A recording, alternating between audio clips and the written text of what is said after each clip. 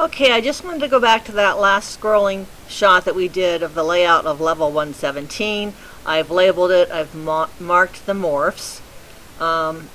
If there happened to be shadows and morphs, there would be two different colors so that you could differentiate between the two. I do my best to keep the colors consistent, not only within this game, but within all of my games. And everyone that makes guides uses the same color code so that all of the guides are consistent with their obstacle colors. There's nothing above this line of vision that's an obstacle, so nothing's written. But because it is darkened, if there were obstacles up here, you'd want to make sure that you marked them. And if there happened to be an infection up here and infection down here, you want to make sure you mark both sides. You can't mark one obstacle on one side and have the same obstacle on the bottom and not mark it. It wouldn't be consistent. But you still try to keep it from being too busy. Anyways, that's how that final picture looks. And then you can go ahead and play the game. Once you break the chain, that's when I would take another picture, or after I played a few shots, because you want to show what happens when this darkened area lights up and the chain is broken and what you do. So let's go back to our favorite level, 55. As I told you, we'll be using this throughout. We're going to take a scrolling picture of this.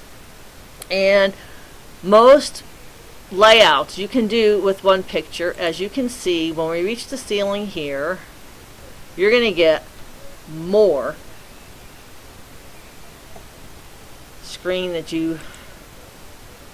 more layout than you can put in one shot. It'll show up better here. Because I know I'm going to need to do two pictures, I'm going to label this one as the top picture because that's what I'm using as the top picture. Put that other 5 in there, I can't see.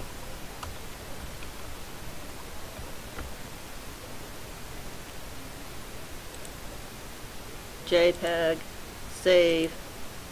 And as you can see,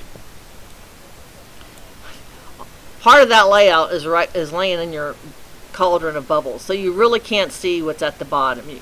You know, it just isn't visible. So we need to go back and take another picture. We've saved this one.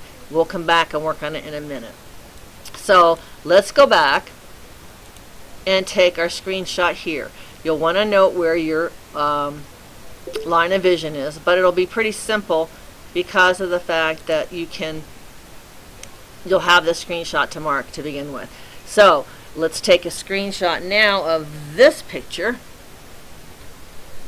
and we put it over here, paint and paste, and label it. This will be the bottom, level 55 bottom.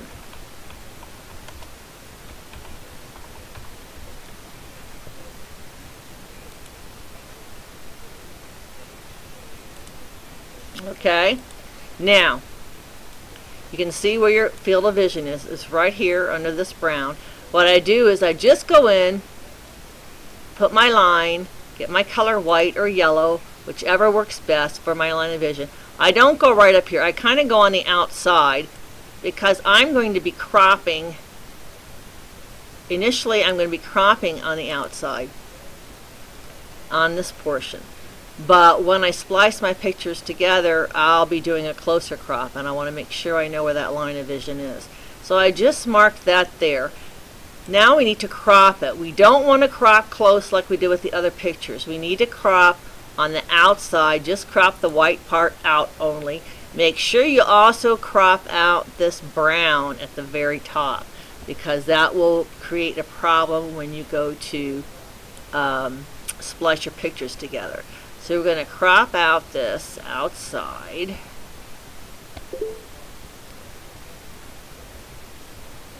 And see, I don't think I got all that brown out. Let's see if I did. Nope, see, I didn't. So we'll do it again. It just takes some getting used to. If we miss a little, that's okay, because we'll have the other picture to splice it with. But there we go. That should do it. So as I say, just crop out all the white on the outside. If I get it to mark there we go. And the reason you don't want to crop any closer is you know, each picture is a little bit different size, and if you crop it too close, you may not be able to line them up. Now what I am going to do is I'm going to go ahead and resize this, because I've got to splice these two pictures together. Right now it's at about 757. I'm going to set it about 700. I don't have to reduce it far. We're just going to reduce it to 700 for the moment and save it there, because by the time we all get done, it's going to be around 500 anyways. If this turns out not to be the right size, then I'll go back and size it another way. But let's go ahead and go with that. There we go. There's our top. And now we can come in and crop it. Boy, I tell you, that is one big picture. I probably should have resized it before I cropped it, but let's see how this works for us. It's not as important that you get the brown on the top of this, because that's just fine. We'll just get down here. I'm actually going to crop right below. Okay, just crop that white out. This should work pretty well, and we'll crop that. Now we're going to resize this to 700 pixels as well, just a little bit smaller so we can see. Now what you need to do is go over in the corner here. Of course it went away. See, there's a little white box there, and you want to pull this down so that you can add your other picture. I just can't get my arrow to go any farther than that. There we go. Okay, got it. Now go up here, up to where the paste is. You'll see a little arrow, and you click on that arrow, and you'll see where it says paste and paste from. Click on paste from, and we want the bottom now. So now we want level 55 bottom. And there we go. And it's going to pop up right there for us. And then we can match them up. This is the fun part.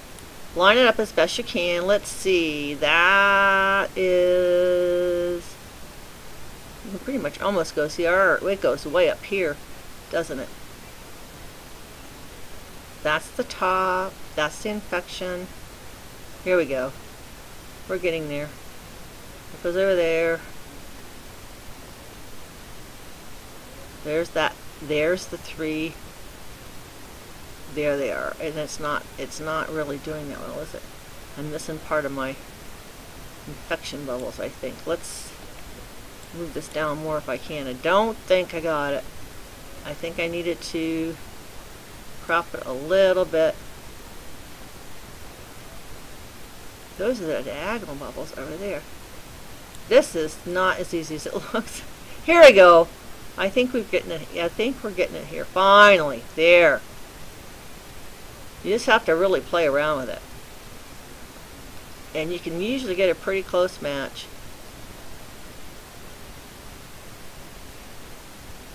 We're almost there. Sometimes it's off just a smidgen, which is why, as you see, my line of vision mark is right there. And it will help us, if we can't match it up perfectly, it'll help us cover that splice line. I think that's about as good as we're going to get, at least for this demonstration. Click over there. Now go back and get your line of vision drawn in. And that would be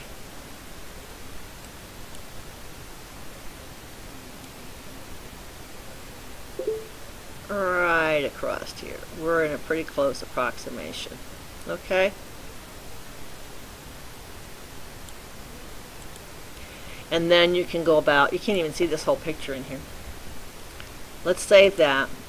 We're gonna go ahead and resize this because we can't see to work on it. It's at 700. We're gonna be cropping it down to 500. So let's put it at just at let's say 575 right now. just so it shrinks and we can see the whole picture. There, now we can see the whole layout. It's visible to us. But because we reduced it, we cannot use the same thickness of line. This is your thickness of line. This is the one I was using, this line. I'm now going to either use this one or this one, whichever one works out best. I'll try the first one first. Because there's so many doom bubbles, and we know what dooms look like, I'm not going to mark any of those, but I will mark the infection bubbles. I always mark my infection. Okay, that's too thin. You can see that right off the bat. So let's go here. We'll go to the next thickness. This is my infection bubble. Because when you start reducing things, the thicknesses of the lines are also affected. Okay, there's my infection bubble. And there's my infection bubble. Ah! Sometimes these are so much fun, it's just easy to start over again.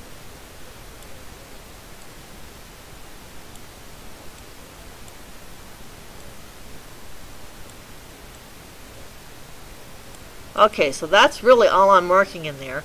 I need to label it as well.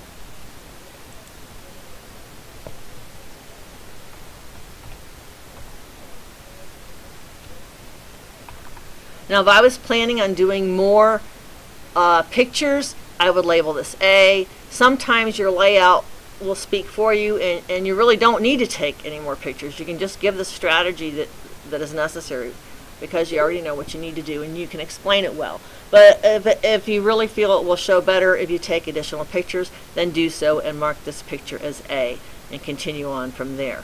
Now I'm going to save this for right now, and now I'm going back to crop it down to size, like we did all of our other pictures for all of our other levels and all of our other games. Try to leave a little bit of the sides there for people that bank and don't have precision charms. And where's my level there? It's not written. It disappeared.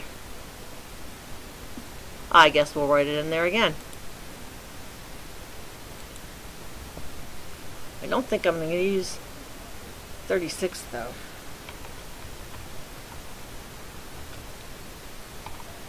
Okay. You could probably reduce it a little. Now we need to go in and resize it again. See, I'm below the 500, so I don't even have to resize it. Just doing those sizes worked out fine. This is the picture that we want, and we can take more if we want as well. Now this particular level I did a little bit differently, and I'm going to show it to you.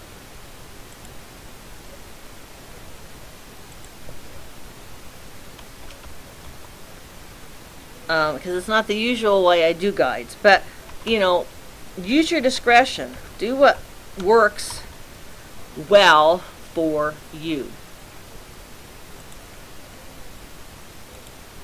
This is what my final picture looked like when I was done. And all I did, you know, was put a line here where the infection should not drop past, what had needed to be dropped, and then I gave my strategy below, and my layout, of course, below. And sometimes that's all that you need, and you don't need to play any more pictures. It's totally up to you, whatever works best for you. You know, there's a little ways for play here. You certainly wouldn't want to mark all these doom bubbles. It would just be a mess. So I wouldn't touch those. Everybody knows a skull when they see one. But the infections you do want to bring out, and you do want to make sure you know either in your strategy or with markings where they can't pass with their infections or they're in trouble. So that's all there is to splitting them together. If you have any questions, just ask. It's something you can play around with and experiment, and you might even find something better that works for you. Okay, good luck.